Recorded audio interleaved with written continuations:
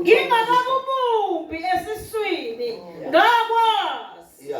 Ungakaphumi esizalweni ngakungcwelisa. Akubeka umprofeti esizweni. Incwadi kaGenesis chapter number 37 kuthiwa kunendoda eyayiphupha amaphupho.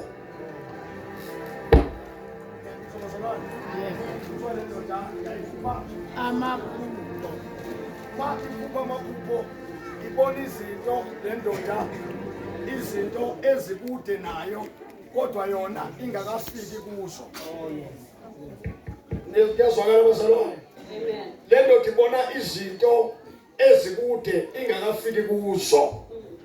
Now uma izibona lezi zinto izixoxa la kubafowabo ukuthi ngibona isimanga. Ngibona isimanga esinje nesinje. IBhayibheli abafowabo baba uhlungu enhlizweni bebona umfowabo ukuthi kusasa uzoba ukuthi. Bona babebona ukuthi kusasa uzoba ukuthi. Kanti hayi kusasa njengoba exoxa nabo nje lento useyiyo.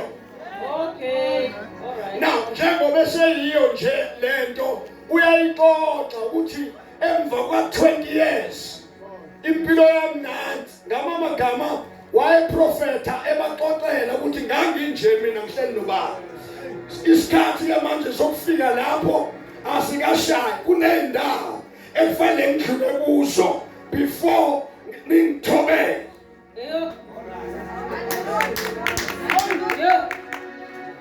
Ma exoxa ngoba noma into uNkulunkulu manje masifunda ke ngoba ngiyabona ngiyaphuthuma bishop ngekwazi ukuyichaza kahle le ndaba ngoba ngiyaphuthuma la ingawo ngithe thatha namapeni wafaka ebathayari ngoba mina ngiyaphuthuma la ke sifunda khona Jeremiah chapter 1 verse number 5 ithi iBhayibheli ngingakanjani Ngingakakubumbi esiswini ngakwazi. ngamagama uNkulunkulu ungakazalwa uNkulunkulu ukwenza ube yinto leyo oyiyo ungakafiki kuleli lizwe. Oh yabazali. Now uma ke usufika kuleli lizwe awuqala ube umprofeti.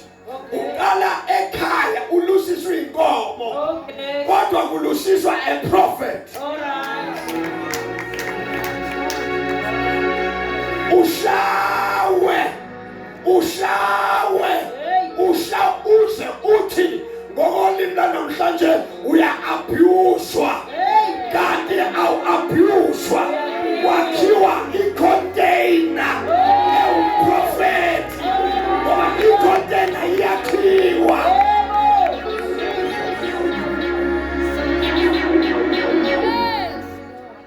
Njengoba ehamba nomzalwane ehamba ewumprofethi kufika la khona eboshwa khona kuboshwa a prophet ngeke ayikhiphe ejele isikhathi sokufika kwi-prophet kuba umprofethi singakashayi kufanele angene emgodini angaphenduli ahlekwe abantu enziwe yonke into abakutengenziwa yona akaphenduli yini Jeremiah ungaphenduli emathanjena khona into efanele akwazi ukuphendula isikhathi singakashayi.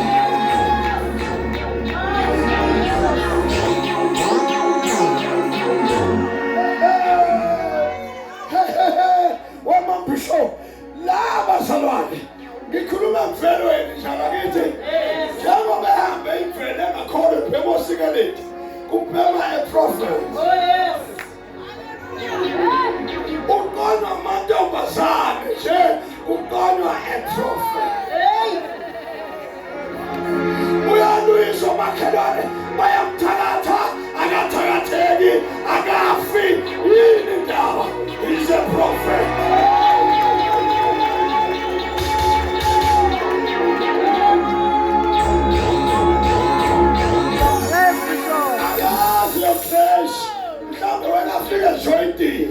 I don't know. Inversion yami afike ejointini, afike ahlale phansi phakathi kwabantu. Bavuse ukukhamba lwejiki, balishe kuyena, angani noma wayethatha yini, kodwa cishe imidlalo emthele. Andlulise. Jeremiah, udlulisela lo khamba. I'm a prophet.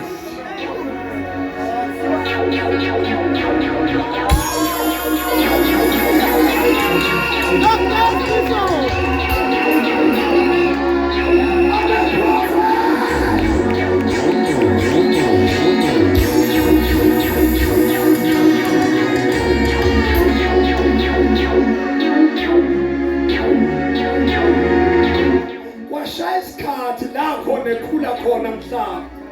Wafika ubishop beshumayela. Washo ukuthi bakhuluma kumuntu.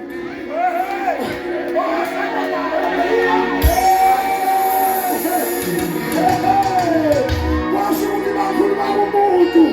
Wafihlakala. Bathi beyikhuluma imfihlakalo noma ubeyichaza ngenye indlela. Kodwa kwaphuma i-connection. Lemfihlakalweni.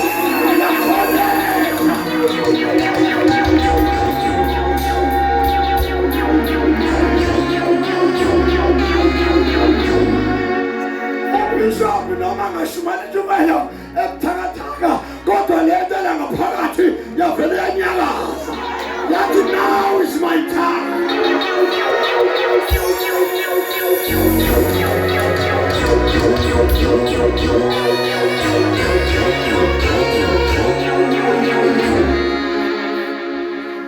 How shall it be here? Ubani uhleli phansi kwabantu, wahlala indoda phansi kwabantu, sezinikele kuJesu. Awuzwe matheology, ngani ngizwa sezinikele enkosini, kodwa uhleli umprofeti phakathi kwabaprofeti. Angazi noma bishophi babefikelwa isikhathi sokuprofetha becabanga ukubona bangabaprofeti, kanti baprofethisa ukuthi phakathi kwabafeti.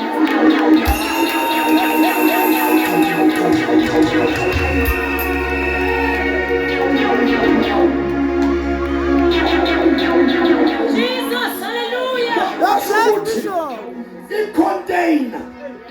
I-container. Izinto ey'fakwe phakathi ayikwazi ukusikhipha ngoba isikhathi asikashaya. Uvusa ubishop nje noma engenayo iprofeti. Ubishop uprofeta kanjani?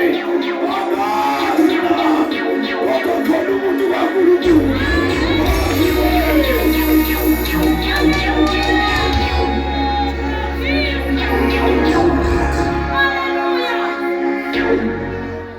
Lemfihlo lewebosi mawusho uhlushwe esontweni musho ubalele.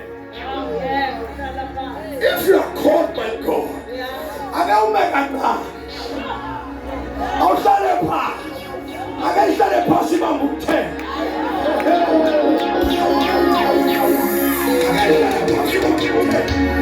Siyeza isikhathi, siyeza.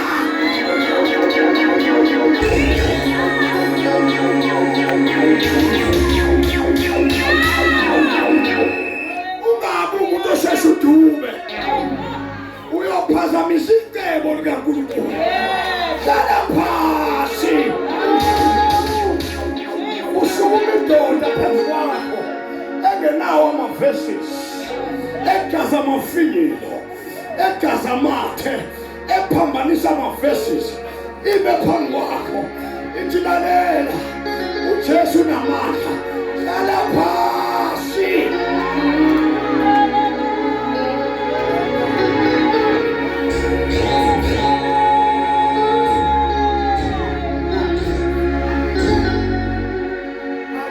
Ayikho indoda eyake yaba indoda ingazange nomfana.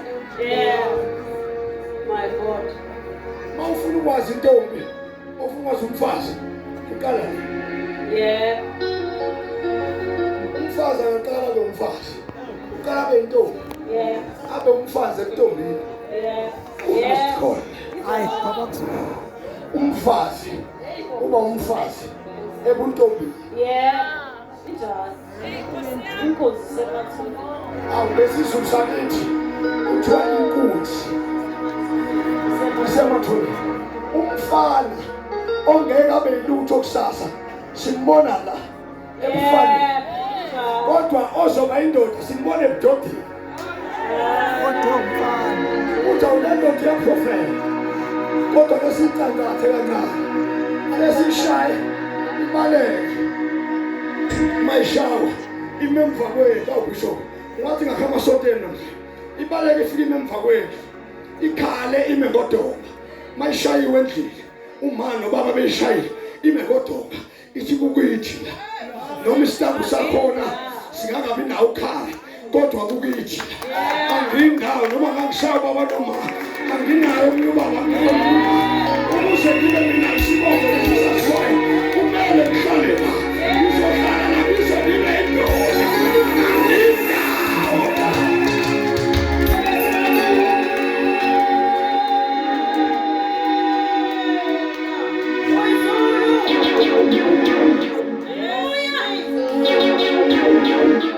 Angida funa ubaba noma baze balikhiphe igama. But I'm not a boy anymore. I'm not a boy anymore. Sekusho ubaba noma izwi lingaphumanga kubaba noma ungaphuma uflathele ushaye igama noma bewumprofeti.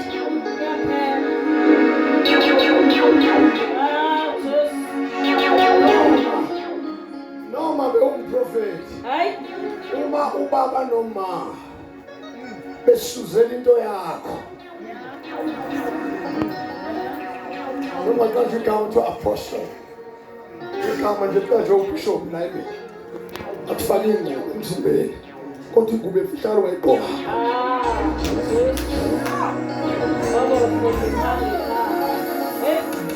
Uma ungayibambanga imfihlakalo from the beginning, wacabanga ukuthi uzoyibamba ekugcineni, ufeyilile.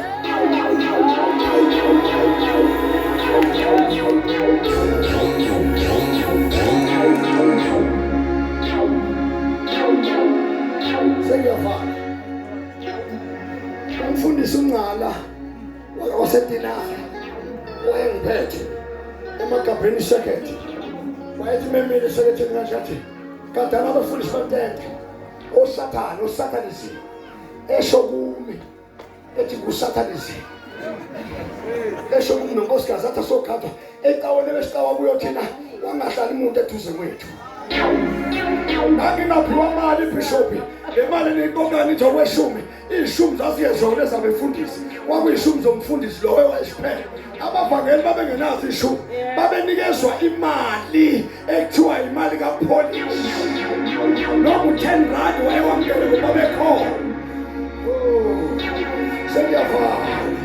Sengiyavana bangithuka bangiqeda esontweni, babethi beqeda ukungithuka ngibe ngihamba ngiyekeli bomfundisi wami uNgala, ngithi baba ngizwile ushumayela nceku yenkosi, umoya ingcwele wekhuluma nami, imina lo satanism. Baba ngicela ukuthandazela ngoba ngiyawuzwa umoya obusatanizim la ngaphakathi, ngivele ngiguqe phansi. Hayi ngoba ngakhuluma ngoba ngiyisilima nangesona isilima, kodwa imfihlakalo yayingitshela ukuthi uma ngingaphuma ngalowa mnyango kanti akushiwo kwathiwa God bless you, ngizoba senkingeni. Umoya uguke.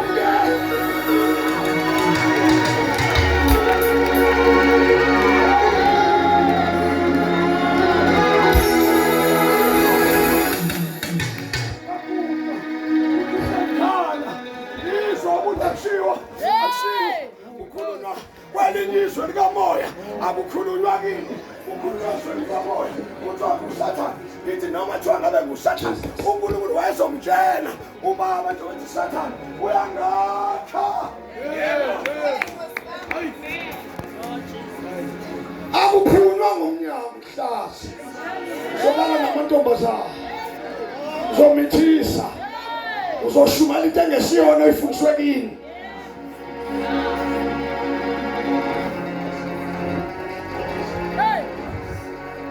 Hlala eligama liphume njengoba ngishumayela bishobe ngaphuma emva kweminyaka, kanti ngizophuma ngithatha indlu yakithi yesonto.